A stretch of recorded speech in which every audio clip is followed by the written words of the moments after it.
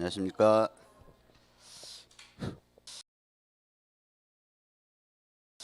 자, 날씨는 아주 좋은데 이제 공부는 또 해야 되고 또 코로나 바이러스로 또 신경도 쓰이고 하여튼 어, 여러분들이 좀 제약들이 많습니다.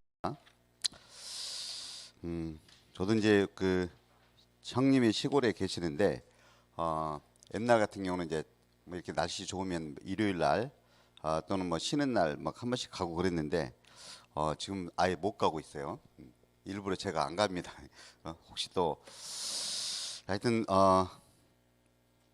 마스크 잘 쓰시고 손 깨끗이 씻고 그러시면 훨씬 이제 예방이 되니까 여러분들이 그렇게 해 주시기 바라고요.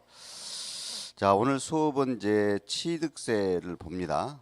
취득세 세금인데 이제 지난번에가 이제 제1편 조세 총론이었어요.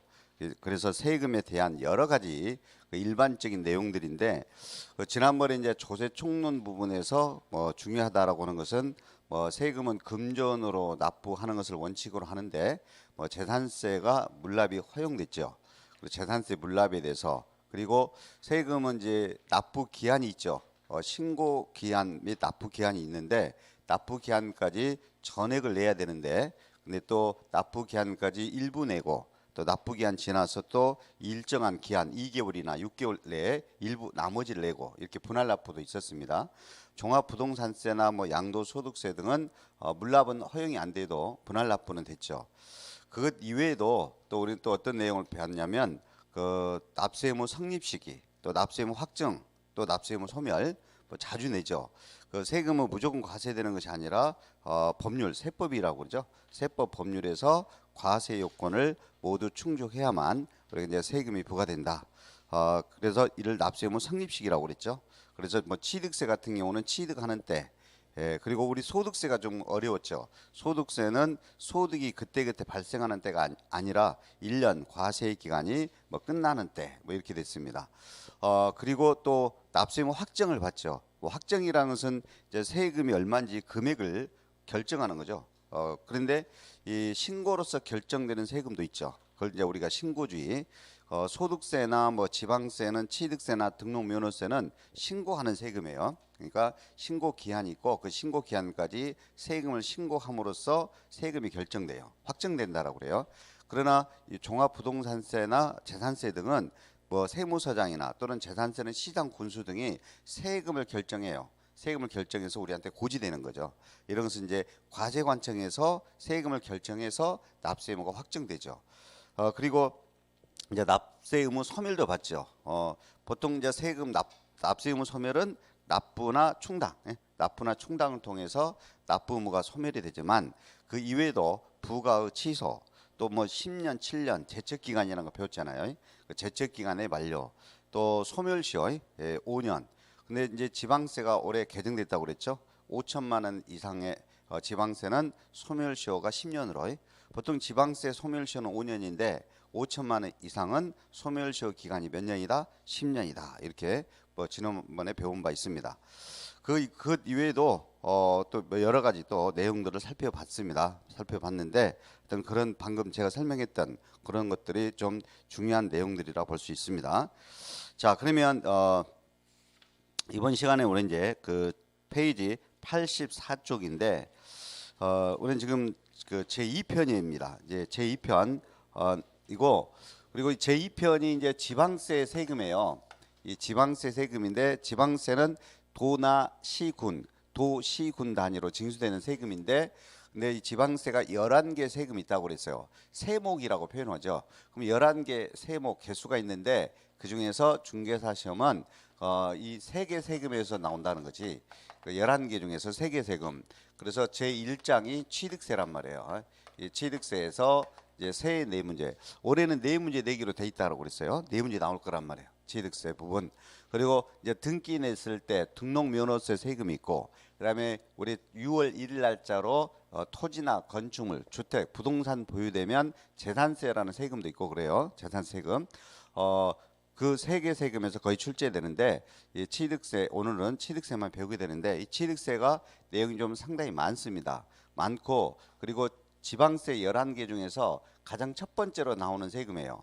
그리고 우리 중개사 시험에서도 16문제 중에서 세 4문제 출제되면 상당히 많이 출제가 된다고 봐야 돼요. 그래서 취득세 부분에 대해서는 오늘 정리를 잘 해주셔야 돼요. 그리고 그 오늘 배웠던 내용들이 유인물 자료에 이번에는 제가 좀 더 빡빡하게 채웠어요. 유인물 자료에 더 빡빡하게 채웠으니까 아마 18번까지인가 있을 거예요. 그래서 중요한 핵심들 오늘 배우는 취득세에 대한 중요한 핵심들은 여기 OX로 정리돼 있어요.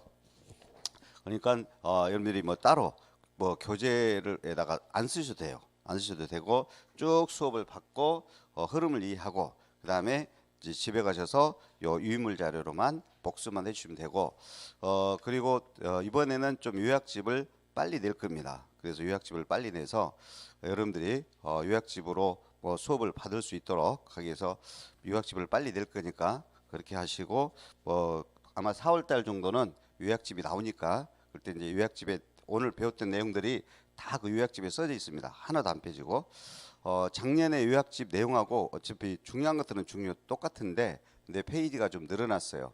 그리고 개정 부분을 좀 반영했고 좀 문제 같은 것도 조금 수정했고 그리고 내용들을 좀 더 보충을 했습니다. 물론 이제 지난 시험에서도 거의 뭐 요약집 부분에서 출제되기는 했어요. 출제되긴 했는데 여러분들이 이제 생각이 안 나거나 또는 까먹었거나 뭐 그래서 그렇지 뭐 요약집 내용 부분에서 출제하기는 합니다. 그래서 이번에도 될 수 있으면 16문제를 싹 적중시키기 위해서 그 내용을 갖다 한 6페이지, 7페이지 정도 추가 보충을 했으니까 그거 요약집만 보시면 돼요. 나중에 기본서 안 봐도 돼요. 그러니까 편하게 오늘 수업 받으시면 됩니다.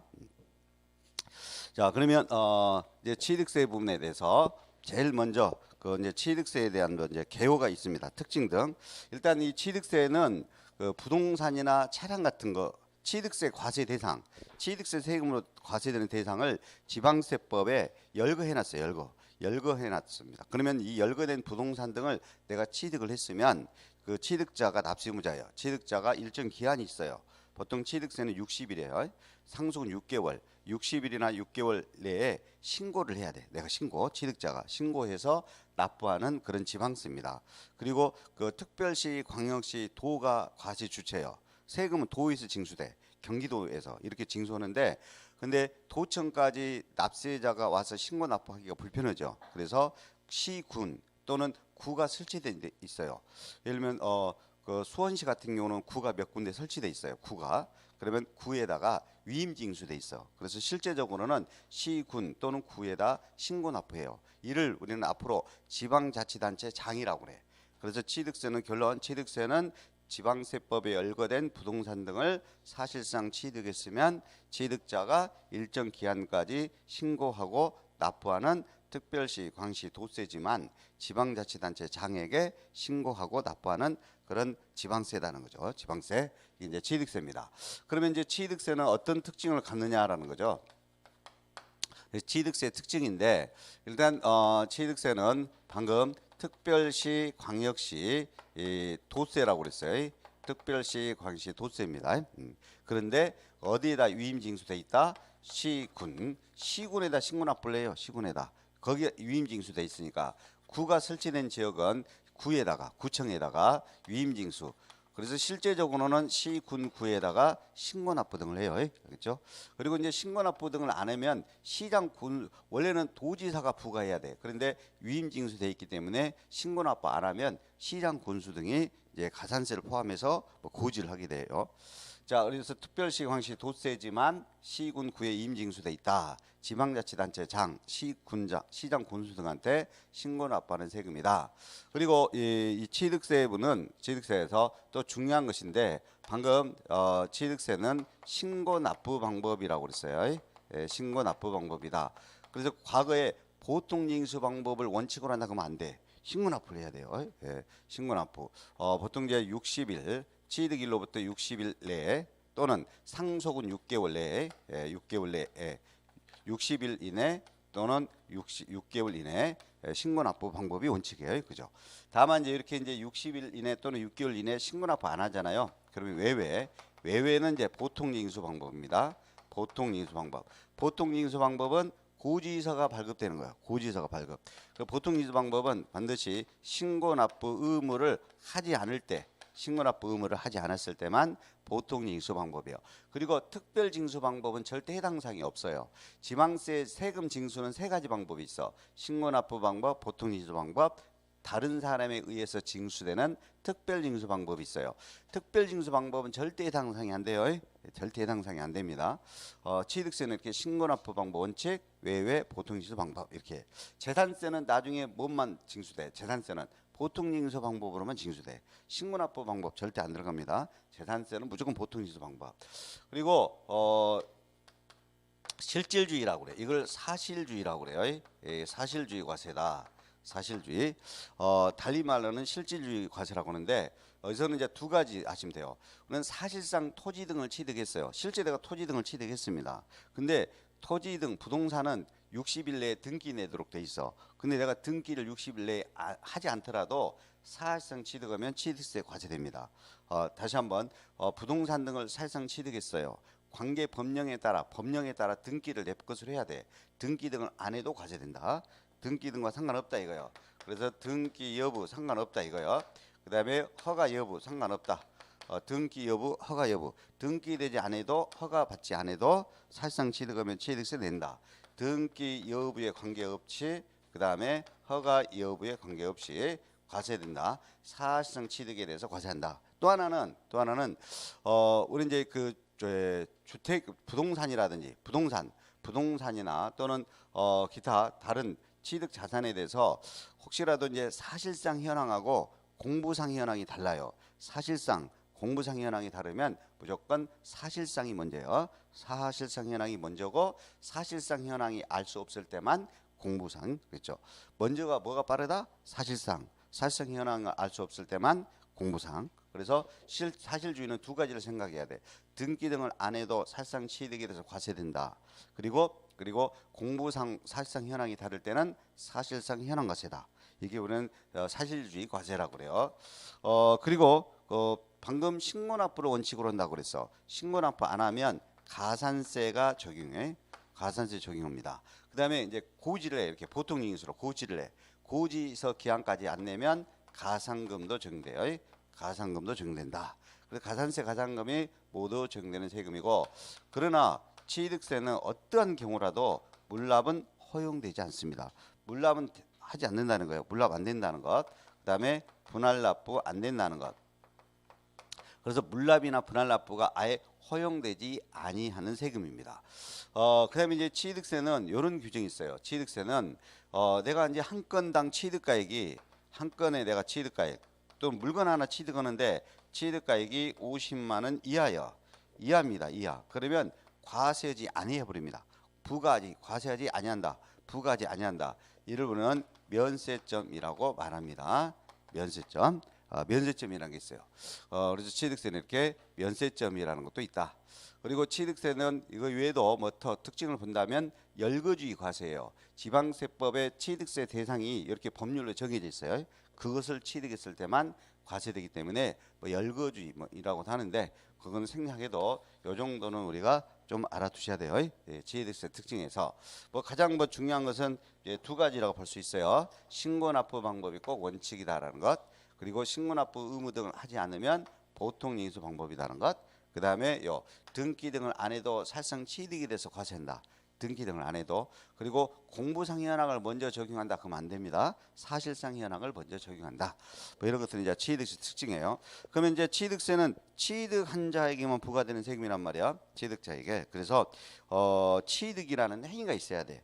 그래서 페이지 85쪽에 보면 취득의 범위라고 있어요. 어디까지 우리가 취득을 볼 거냐 이거요. 취득의 범위. 취득의 개념입니다. 취득의 개념이라고 볼 수도 있어요.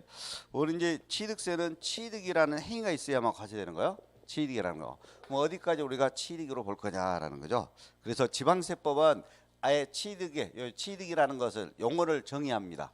취득이란 뭐다라고 이렇게 지방세법의 법률로 써져 있어요. 그래서 취득이란 이렇게 돼 있어요. 이렇게 취득이라는 것은 안 써도 돼요. 나중에 요약집에 그대로 다 있어요. 원시 취득. 자, 원시 취득은 이제 처음으로 취득하는 거 아닙니까? 처음으로 취득. 이런 거 승계 취득. 자,